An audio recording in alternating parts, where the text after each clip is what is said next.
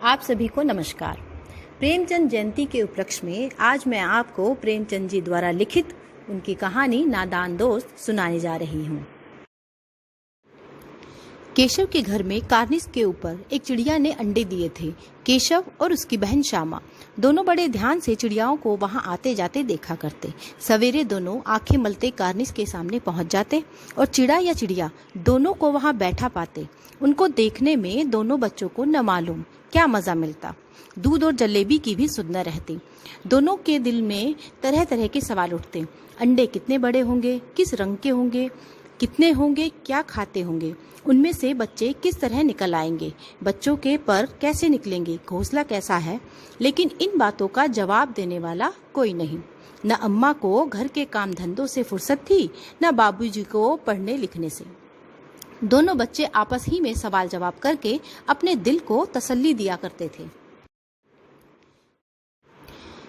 श्यामा कहती, भैया बच्चे निकलकर फुर्र से उड़ जाएंगे। केशव विद्वानों जैसे गर्व से कहता, नहीं री पगली, पहले पर निकलेंगे, बगैर परों के बेचारे कैसे उड़ेंगे।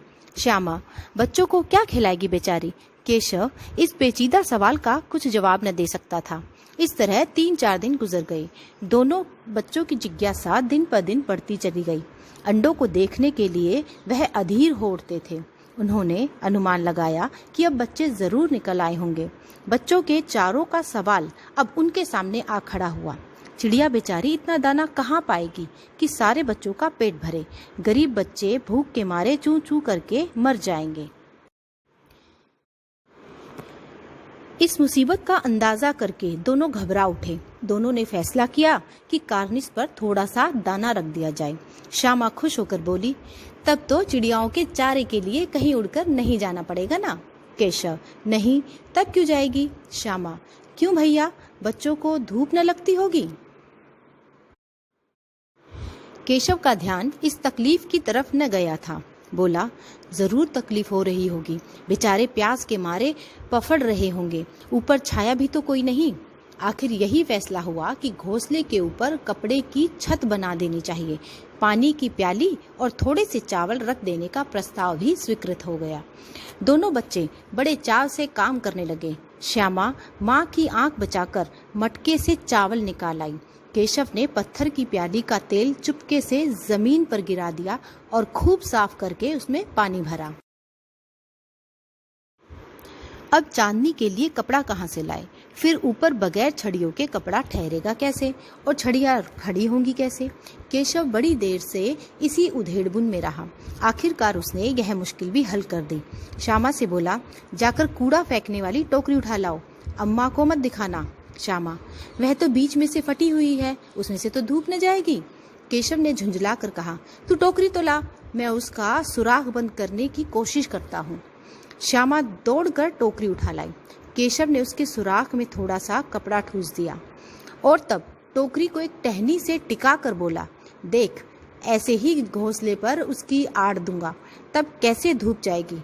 श्यामा ने दिल में सोचा, भैया कितने चालाक हैं।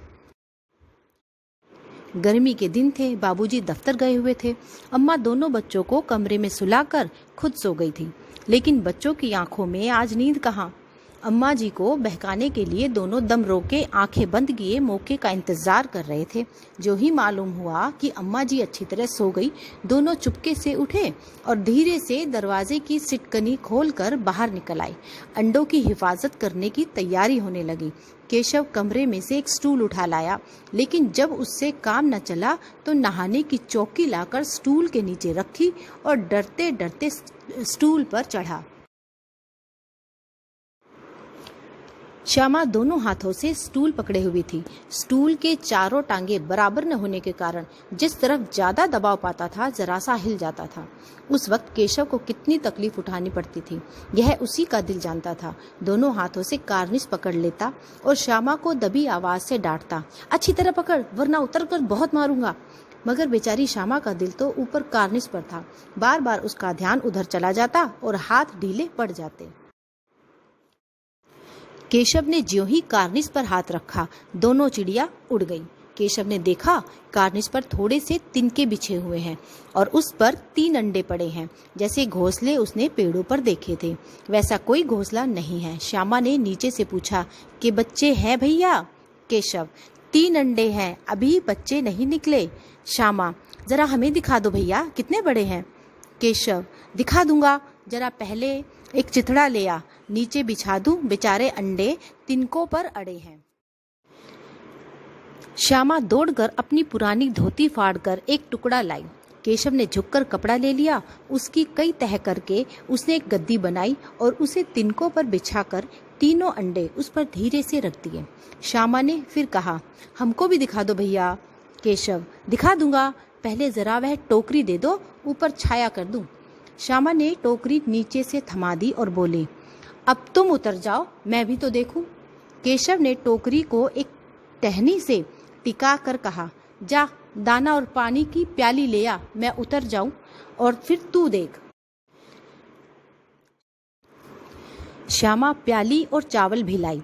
केशव ने टोकरी के नीचे दोनों चीजें रख दी और आहिस्ता से उतर आया। श्यामा ने गिड़गिड़ाकर कहा, अब हमको भी चढ़ा दो भैया। केशव, तू गिर पड़ेगी। श्यामा, नहीं गिरूंगी भैया, तुम नीचे से पकड़े रहना। केशव, ना भैया, कहीं तू गिरा पड़ी तो अम्मा जी मेरी चटनी ही बना डालेंगी, कहेंगी कि तूने ही चढ़ाया था। क्या करेगी देखकर? अब अंडे बड़े आराम से हैं, जब बच्चे निकलेंगे तो उनको पालेंगे। दोनों चिड़ियाएं बार बार कार्निस पर आती थी और बगैर बैठे ही उड़ जाती थी। केशव ने सोचा, हम लोगों के डर के मारे नहीं बैठती। स्टूल उठाकर कमरे में रख आया, चौकी जहाँ की थी वहां रख दी। श्यामा ने आंखों में आंसू भरकर कहा, तुमने मुझे नहीं दिखाया ना, मैं अम्मा जी से कह दूंगी। केशव, अम्मा जी से कहेगी तो बहुत मारूंगा, कह देता हूँ। श्यामा, तो तुमने मुझे दिखाया क्यों नहीं? केशव, और गिर पड़ती तो 4 सर न हो जाते। श्यामा, हो जाते तो हो जाते, देख लेना, मैं कह दूंगी। इतने में कोठरी का दरवाजा खुला और माँ ने धूप से आंखों को बचाते हुए कहा, तुम दोनों बाहर कब निकल आए? मैंने कहा था ना कि दोपहर को न निकलना। किसने किवाड़ खोला? किवाड़ केशव ने खोले थे, लेकिन श्यामा ने माँ से यह बात नहीं कही। उसे डर लगा कि कहीं भैया पिट न जाए। केशव दिल से कांप रहा था कि कहीं श्यामा न कह दे, क्योंकि अंडे नहीं दिखाए। इससे अब उसको श्यामा पर विश्वास न था। श्यामा सिर्फ मोहब्बत के मारे चुप थी या इस कसूर में हिस्सेदार होने की वजह से, इसका फैसला नहीं किया जा सकता। शायद दोनों ही बातें थी। माँ ने दोनों को डांट टपट कर फिर कमरे में बंद कर दिया और आप धीरे धीरे उन्हें पंखा झलने लगी। अभी सिर्फ 2 बजे थे, बाहर तेज लू चल रही थी। अब दोनों बच्चों को नींद आ गई थी। 4 बजे यकायक श्यामा की नींद खुली। किवाड़ खुले हुए थे। वह दौड़ी हुई कार्निस के पास आई और ऊपर की तरफ ताकने लगी। टोकरी का पता न था, संयोग से उसकी नजर नीचे गई और वह उल्टे पांव दौड़ती हुई कमरे में जाकर जोर से बोली, भैया अंडे तो नीचे पड़े हैं, बच्चे उड़ गए। केशव घबरा कर उठा और दौड़ा हुआ बाहर आया तो क्या देखता है कि तीनों अंडे नीचे टूटे पड़े हैं और उनसे कोई चूने की सी चीज बाहर निकल आई है। पानी की प्याली भी एक तरफ टूटी पड़ी है। उसके चेहरे का रंग उड़ गया। सहमी हुई आंखों से जमीन की तरफ देखने लगा। श्यामा ने पूछा, बच्चे कहाँ उड़ गए भैया? केशव ने करुण स्वर में कहा, अंडे तो फूट गए और बच्चे कहाँ गए? केशव, तेरे सर में देखती नहीं, अंडों से उजला उजला पानी निकल आया है, वही 2-4 दिन में बच्चे बन जाते। माँ ने सोटी हाथ में लिए हुए पूछा, तुम दोनों वहां धूप में क्या कर रहे हो? श्यामा ने कहा, अम्मा जी चिड़िया के अंडे टूट पड़े हैं। माँ ने आकर टूटे हुए अंडों को देखा और गुस्से से बोली, तुम लोगों ने अंडों को छुआ होगा। अब तो श्यामा को भैया पर जरा भी तरस न आया। उसी ने शायद अंडों को इस तरह रख दिया कि वह नीचे गिर पड़े। इसकी उसे सजा मिलनी चाहिए, बोली।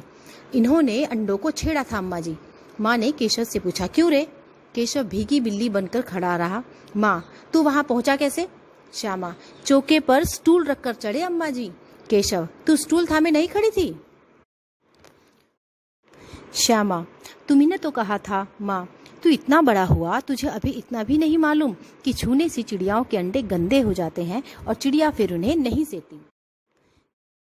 श्यामा ने डरते डरते पूछा, तो क्या चिड़िया ने अंडे गिरा दिए हैं अम्मा जी?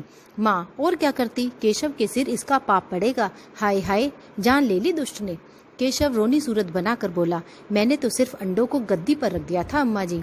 माँ को हंसी आ गई, मगर केशव को कई दिनों तक अपनी गलती पर अफसोस होता रहा। अंडों की हिफाजत करने के जोश में उसने इनका सत्यानाश कर डाला। इसे याद करके वह कभी कभी रो पड़ता था। दोनों चिड़ियाएं वहां फिर न दिखाई दी।